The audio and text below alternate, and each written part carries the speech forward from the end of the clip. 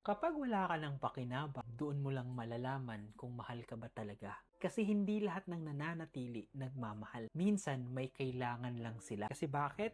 Habang may nabibigay ka, nandyan sila. Habang may silbi ka, mahal ka nila. Ikaw ang takbuhan, ikaw ang sandalan, ikaw ang solusyon. Pero napapansin mo ba, kapag ikaw na ang may problema, tumatahimik sila.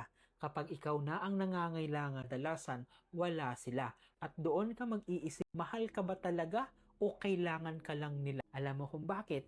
Kasi sinasanay mo sila na ikaw ang laging nagbibigay. At habang nagbibigay ka, lalo silang nasasanay na hindi ka mawawala. Kaya hindi ka nila pinapahalaga. Kaya hindi ka nila ina-appreciate. Kasi ang akala nila, lagi kang nandyan para sa kanila. Kaya ito yung tatlong bagay na kailangan mong maintindihan. Number 1, hindi lahat ng tumatagal totoo. Yung iba, nandyan lang hanggat may nakukuha. Kasi loyalty built on benefits is not love. Ulitin ko, loyalty built on benefits is not love. Pangalawa, kapag pakinabang ang dahilan, madali kang palitan. Kasi hindi ikaw ang mahal yung binibigay mo. If they love you, what you give, they will leave you stop.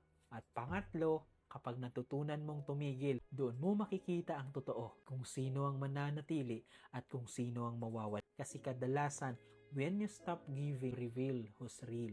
Kasi minsan ito yung hindi mo naiintindihan. Habang pinipilit mong ibigay lahat, lalo kang nauubo. At darating ang araw, wala nang matitira kahit sa sarili mo. Alam mo ba, hindi ka madamot, napagod ka lang.